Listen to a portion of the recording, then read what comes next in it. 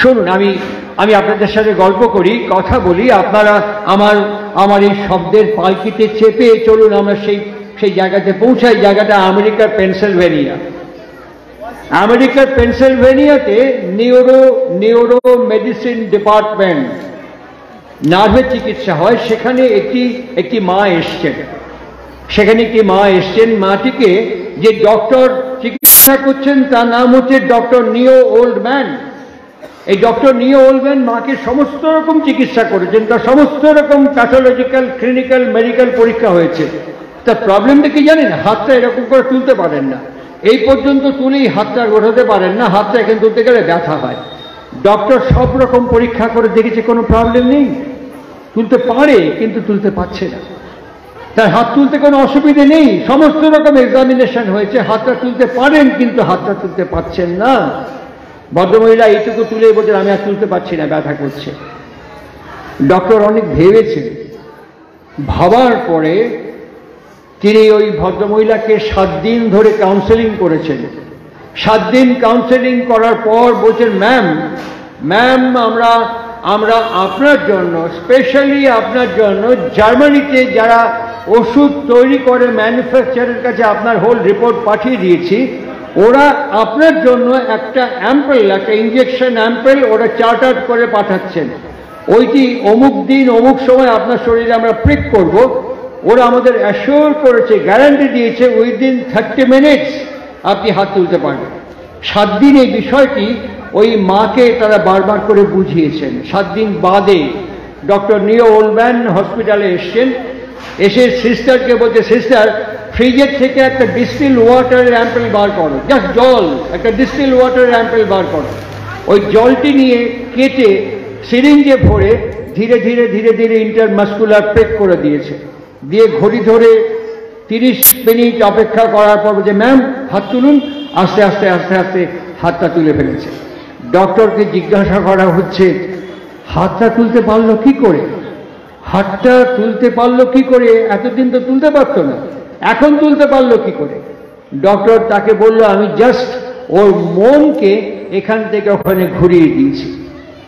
একে বিজ্ঞানের ভাষায় বলা হয় প্লেসিবো এফেক্ট। প্লেসিবো এফেক্ট, এই স্থান থেকে এই স্থানে, এই জায়গা থেকে এই জায়গায় জাস্ট ঘুরিয়ে দিয়েছে কাউন্সেলিং করে। তাই এটা এর পক্ষে সম্ভবপর, এটা এর পক্ষে সম্ভবপর হয়েছে। ঠিক আরো একজন ডক্টর,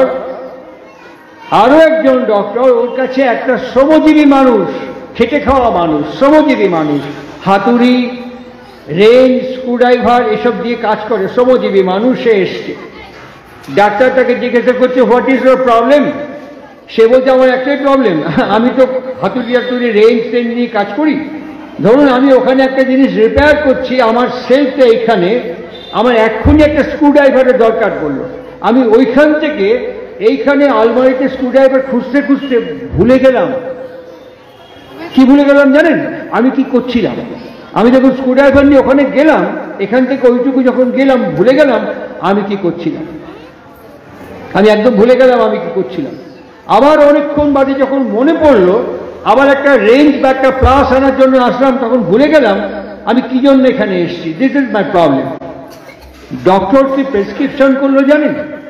ডক্টর ওকে বললো 24 ঘন্টার মধ্যে 2টো হাফ ভাগ করেন, ফার্স্ট হাফ, সেকেন্ড হাফ।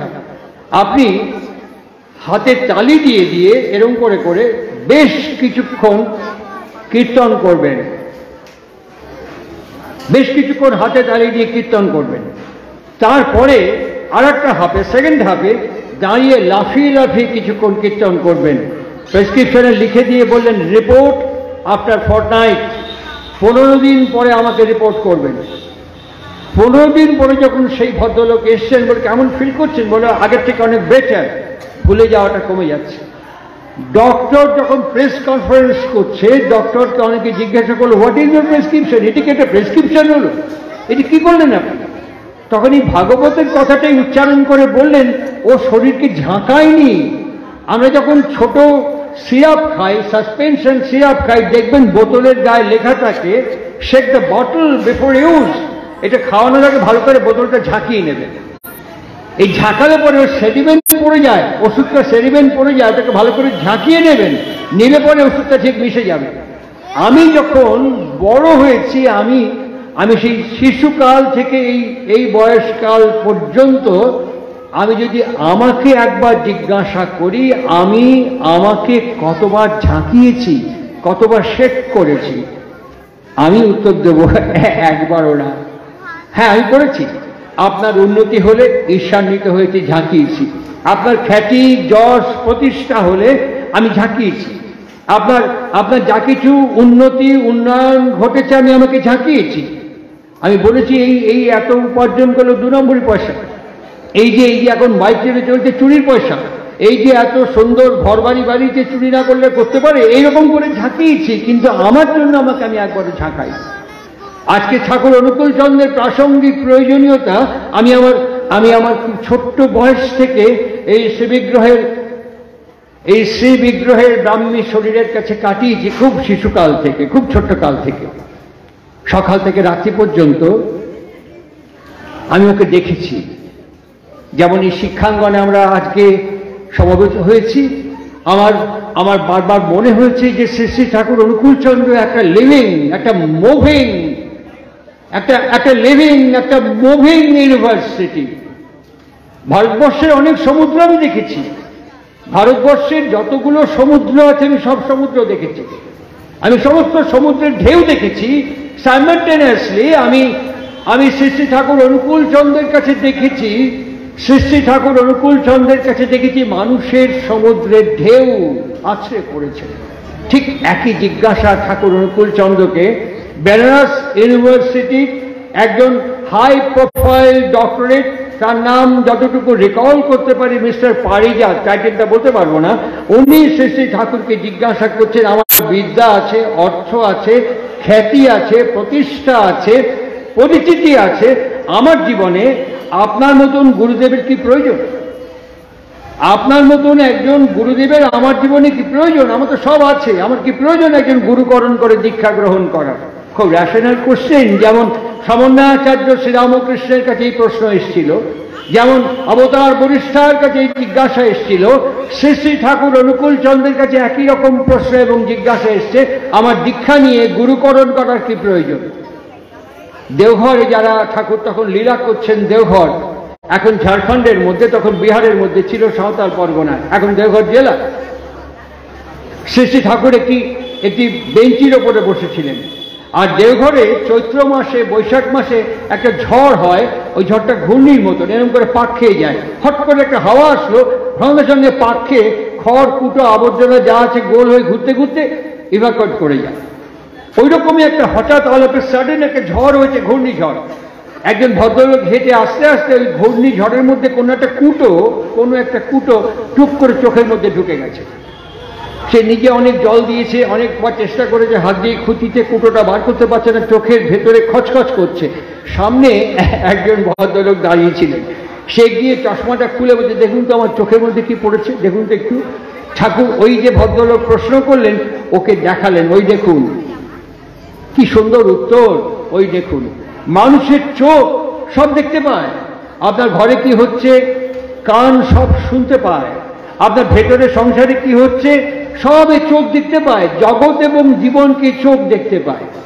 কিন্তু এই চোখের মধ্যে যদি কুটো পড়ে, চোখ আসে কুটোকে দেখতে পায় না। এই চোখ সব দেখে, সব দেখতে পায়, কিন্তু চোখে যখন কুটো পড়ে, চোখ আসে কুটোকে খুঁজে বার করতে পারে না। তখন একটা মানুষের সাহায্যের প্রয়োজন হয়। দেখুন তো আমার চোখে কি পড়েছে, সামনের মানুষের সাহায্য গ্রহণ করতে হয়। একটা চোখের কুটো বার করবার জন্য যদি একটা মানুষের সাহায্যের প্রয়োজন হয়, তাহলে আমার জীবন, আমার সংসার, আমার বিনির্মাণ বিচলন কেমন হবে, তার জন্য কোনো সাহায্যের প্রয়োজন নেই, কোনো পরামর্শের প্রয়োজন নেই, কোনো ব্যক্তির প্রয়োজন নেই, কারো উপদেশের প্রয়োজন নেই। আমার ধারণা, বিজ্ঞান এবং বিজ্ঞানী, শাস্ত্র এবং শাস্ত্রকার, এরা কেউ এই অবৈজ্ঞানিক বিষয়কে মানে না। কেমন সে বিষয়? শিক্ষাঙ্গনে দাঁড়িয়ে কথা বলছি, এই শিক্ষাঙ্গনে দাঁড়িয়ে কথা বলছি। এখন আমরা বয়স্ক শিক্ষাক্রম দেখছি, এখন আমরা স্কুল ছুট যারা, তাদেরকে আবার ফিরিয়ে আনার চেষ্টা করছি। এখন আমরা মিড ডে মিল চালু করেছি, এখন আমরা অনেক রকমের ব্যবস্থা করছি স্কুলে যাতে কেউ ছেড়ে চলে না যায়, আবার যেন স্কুলে পড়াশোনা করে। ঠিক এইরকম ঠাকুর অনুকূল চন্দ্রের আবির্ভাব ভূমি এখন বাংলাদেশের পাবনা জেলার হেমায়তপুর। আমি সেখানে বহুবার গেছি। আমি যখন আজকে এই মঞ্চে আপনাদের সাথে সম্মিলিত হওয়ার জন্য আসছি, তখনই আমার কাছে ঢাকা থেকে ফোন আসলো, তখনই আগামী 7ই মার্চে দোল উৎসবে যাওয়ার আমন্ত্রণ। আগামী 27 তারিখে আমি বাংলাদেশের চট্টগ্রাম যাচ্ছি, আবার ফিরে আসবো। আবার আগামী 10ই ফেব্রুয়ারি আমি ঢাকা যাব, আবার ফিরে আসবো, আবার আমি পাবনা হেমায়তপুর যাব। এইখান থেকে আমাকে ঢাকার যে সম্পাদক, মহানগর শাখার সম্পাদক আমাকে ফোন করে বললেন, আপনি কোথায় আছেন? আমি বললাম ডোমজুর উৎসবে গেছি। আমাকে বললেন যে আপনি আমাদের বাংলাদেশ হেমায়তপুর, ঢাকা মহানগর এবং চট্টগ্রাম মহানগরের পক্ষ থেকে সবাইকে আমাদের আন্তরিক রাগানন্দিত জয়গুরু এবং শুভেচ্ছা জানাবেন। তার নাম প্রশান্ত নাথ। এইমাত্র আমাকে ফোন করলো যখন আমি আসছি। আমি আপনাদের তার পক্ষ থেকে, বাংলাদেশ সৎসঙ্গের পক্ষ থেকে আপনাদের সবাইকে সেই শুভেচ্ছা, ভালোবাসা জয়গুরু তার পক্ষ থেকে জানিয়ে দিলাম।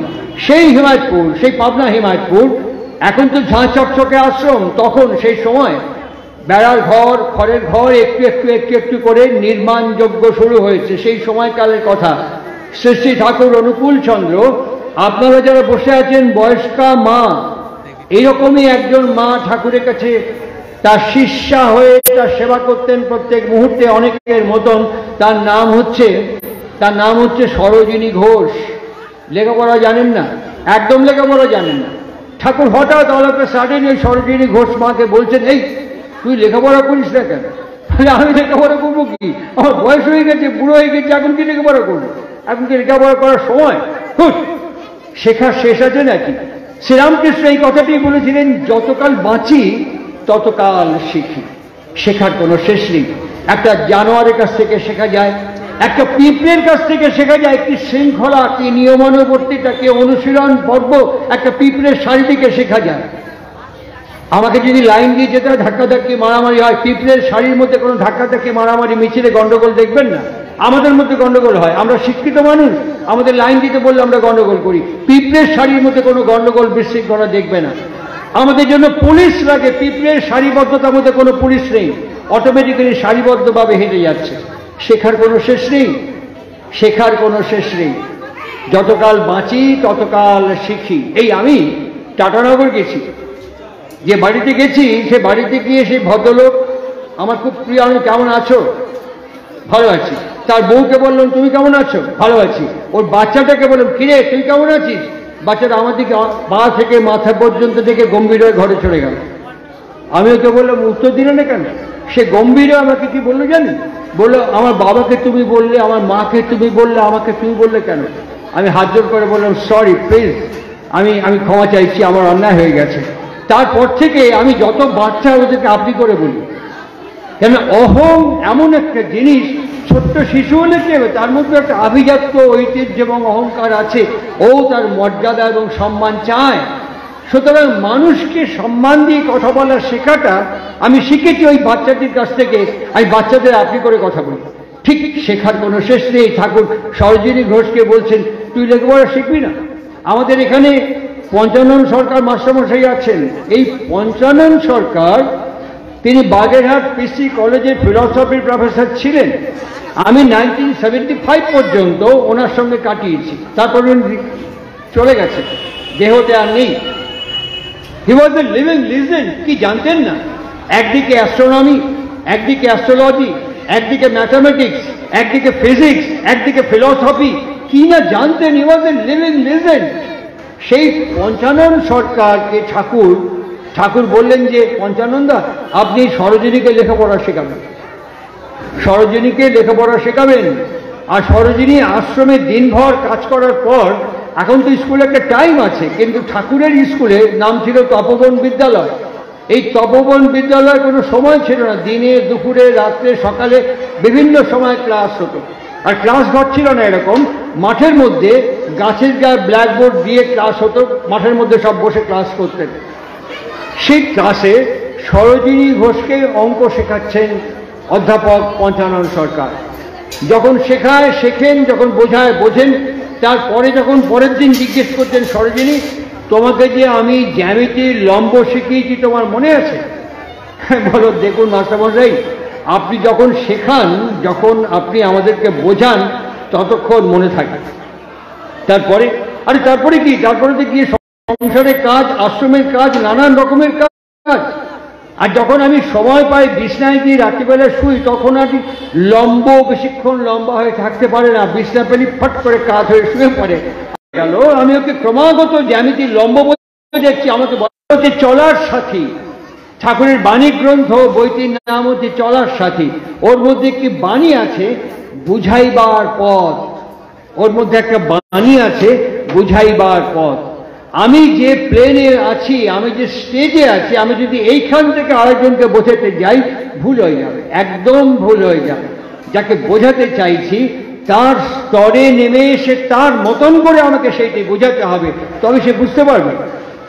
একটি মা তার ছেলেকে বারণ করতেন, এরকম করো না। এখনই ও চোখ বড় বড় করছিল, ছেলেকে লাফালাফি করছিল। এই যে বসে আছে আমার সামনে, এরকম বড় বড় চোখ করেছেন, চোখ করে বলছেন লাফালাফি করো না। এই মাত্র, এই কিছুক্ষণ আগে আমি কথা বলতে বলতে দেখলাম।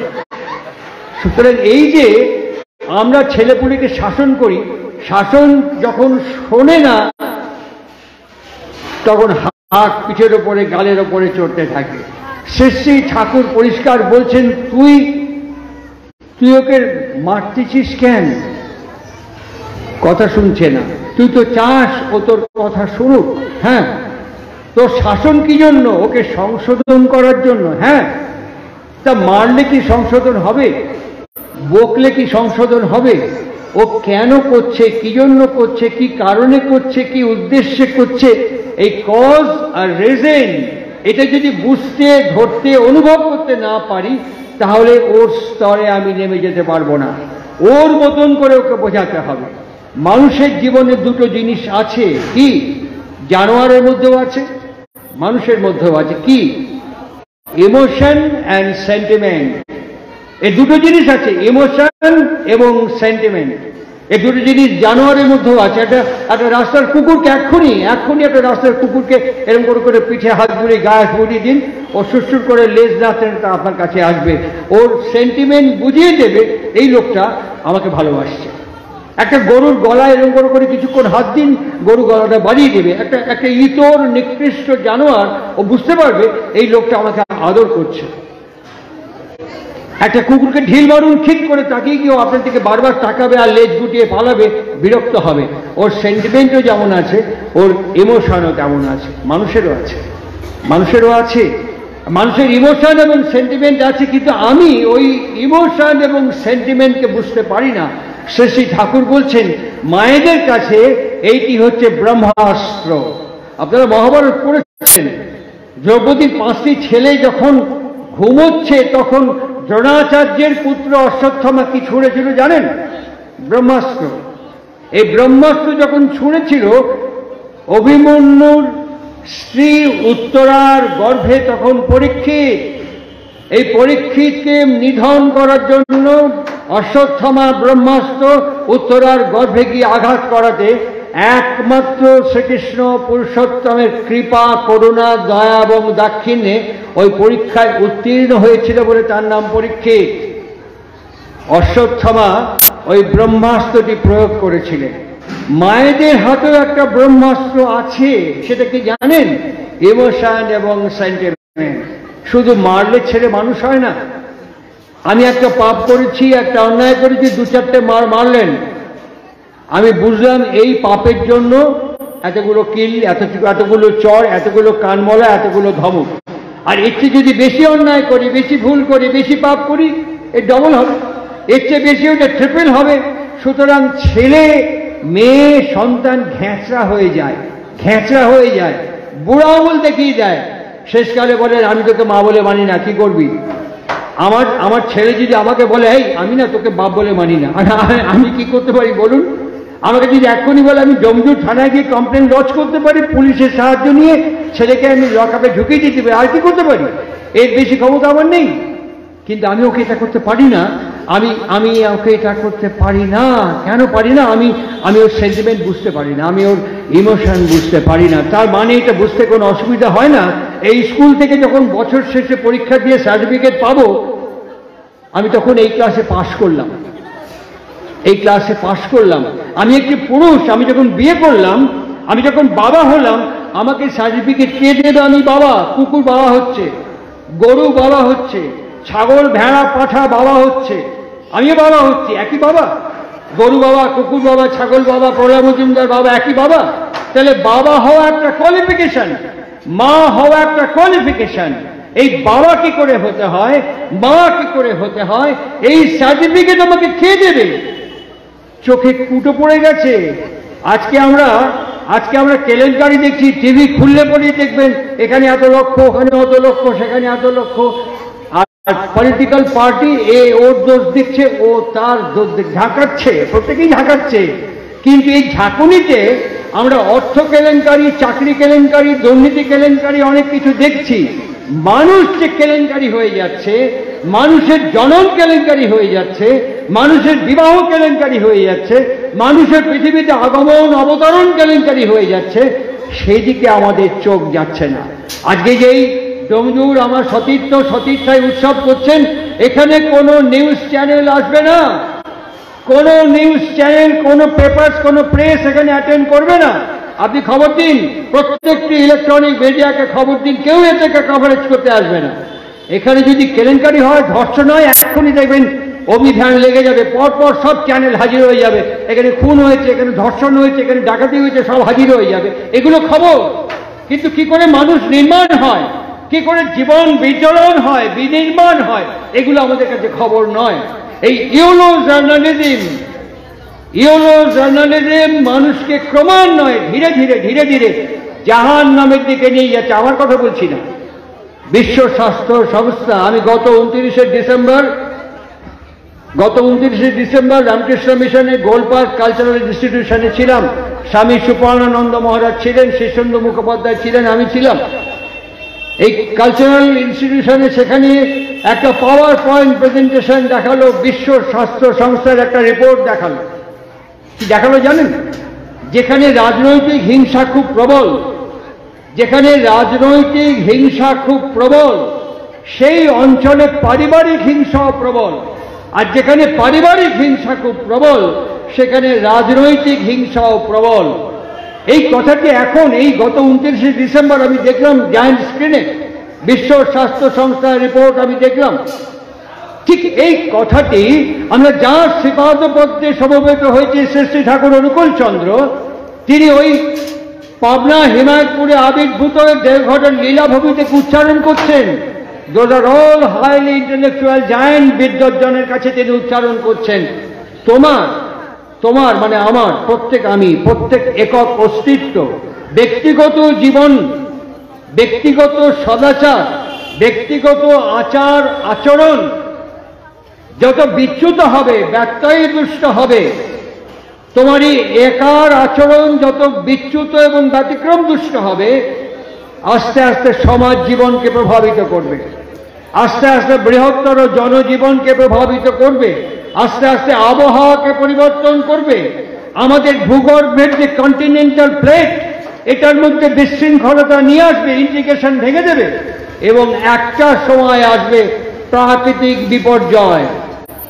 আপনারা টিভি খুলেছেন, কিছুদিন আগে, দুদিন আগে টিভি দেখেছেন যোশীমঠ, উত্তরাখণ্ডের যোশীমঠ, কতগুলো বাড়িতে, 600-র ওপরে বাড়িতে ফাটল দেখা দিয়েছে। ভারতবর্ষের ভূবিজ্ঞানী যারা, তারা গবেষণা করে তদন্ত করে বলে দিলেন, এই উত্তরাখণ্ডের কিছুদিন আগে কেদারে ধস নামলো, সামনে তুষারপাতের আশঙ্কা করছে। ওরা বললো যোশীমঠ টিকবে কিনা সন্দেহ। কেন? বেআইনি নির্মাণ হয়েছে, মানুষ প্রকৃতির উপর অত্যাচার করেছে, মানুষ ভূগর্ভ থেকে একটার পর একটা হাই রাইজ ফ্ল্যাট হচ্ছে, সাবমার্সিবল পাম্প দিয়ে আমরা জলকে টেনে বার করে নিয়ে আসছি মাটির স্তর থেকে। কি হচ্ছে? এই মাটির স্তর থেকে জলকে টেনে বার করে ওপরে নিয়ে যাচ্ছি, কন্টিনেন্টাল প্লেটের ইন্টিগ্রেশন নষ্ট হয়ে যাচ্ছে, ভূগর্ভের সমন্বয়টা হারিয়ে যাচ্ছে। কে করছে? আমি করছি। আমারই মতন দুহাত, দুপা, দু চোখ, দু কানওয়ালা একটা মানুষ, আমার মেধা, আমার বুদ্ধি, আমার বিদ্যা, আমার প্রাযুক্তিক প্রাচুর্যকে প্রয়োগ করে আমি জলকে টেনে নিয়ে আসছি। আমাকে লেখাপড়া শিখিয়েছে কি আমার বাবা, আর আমি এই বিদ্যা এই স্কুল থেকে পাইনি। এই স্কুলে আমার মতন ছেলে ভর্তি হবে, কিন্তু ওই বিদ্যা অর্জন করতে গেলে পরে অনেক নামি দামি স্কুল থেকে অর্জন করতে হবে। আর এই বিদ্যা, বুদ্ধি, মেধা এবং ধী দিয়ে আমি আপনার, আমার সমাজ, আমার রাষ্ট্র, আমার দেশ, আমার জাতি একে সুরক্ষা করছি না ভয়ঙ্কর বিপর্যয়ের মুখে ঠেলে দিচ্ছি। সিদ্ধান্ত তো আমাকে গ্রহণ করতে হবে। ঠাকুর অনুকূল চন্দ্রের প্রাসঙ্গিক প্রয়োজনীয়তা কোথায়? বইটির নাম হচ্ছে আচারচর্যা, দুটি খণ্ড। এই দুটি খণ্ডের মধ্যে শ্রী শ্রী ঠাকুর অনুকূল চন্দ্র পরিষ্কার ভাষায় বলছেন, যা খুশি তাই করবে তুমি, যা খুশি তাই করবে তুমি, তা কিন্তু চলবে না। ভালো ছাড়া মন্দ করলে পরিস্থিতি ছাড়বে না। এটা আমাদের বুঝতে কোনো অসুবিধা হয় না। এখন পরিষ্কার বুঝতে পারছি শ্রী শ্রী ঠাকুর অনুকূল চন্দ্রের প্রাসঙ্গিক, অপরিহার্য এবং অনিবার্য আমার জীবনে কতখানি প্রয়োজন। I am not salesman of Shri Shri Thakur Anukul Chandra. আমি সৎসঙ্গের হকারি করতে আসিনি, আমি ঠাকুর অনুকূল চন্দ্রের দালালি করতে আসিনি, আমি ঠাকুর অনুকূল চন্দ্রের ফেরিওয়ালা হয়ে ঠাকুরকে বিক্রি করতে আসিনি। আমি সত্য উদ্ঘাটন করতে এসেছি, পরিস্থিতি বর্ণন করতে এসেছি। আজকালকার যে সিচুয়েশন, সিনারিও, যে ফেনোমেনন আমি আপনাদের কাছে প্রকাশ্যে তুলে ধরছি, সিদ্ধান্ত আমার। আমি কি করব কি করব না সে সিদ্ধান্ত আমার। সেই সিদ্ধান্ত ঠাকুর অনুকূল চন্দ্র, পঞ্চানন সরকার, দ্য লিভিং লিজেন্ড, তাকে তিনি বলছেন এটা আপনার দোষ, ওকে আপনি জ্যামিতির লম্ব বোঝাতে পারছেন না। আমরা বুঝতে পারি না, বিদ্যা হলেই সব বোঝানো সম্ভব নয়। বিদ্যা কথাটাকে ঠাকুর ভাগ করে দিয়েছেন। আমরা জানি ঠাকুর অনুকূল চন্দ্রের 4খানা ডিকশনারি আছে। সেই ডিকশনারি সব বাংলা নিয়ে ঠাকুর যে শব্দগুলো ব্যবহার করেছেন, শ্রী শ্রী ঠাকুর অনুকূল চন্দ্র যে শব্দগুলো প্রয়োগ করেছেন, তাকে বিশ্লেষণ করবার জন্য 4খানা ডিকশনারি হয়েছে। একটার নাম ধাতু দীপনী, একটার নাম ধাতু কৌমুদী, একটার নাম বাগর্থ দীপিকা, আর একটার নাম শব্দ রত্নকোষ। এই 4টে ডিকশনারি শুধু অনলি ফর শ্রী শ্রী ঠাকুর অনুকূল চন্দ্রের শব্দকে বিশ্লেষণ করবার জন্য।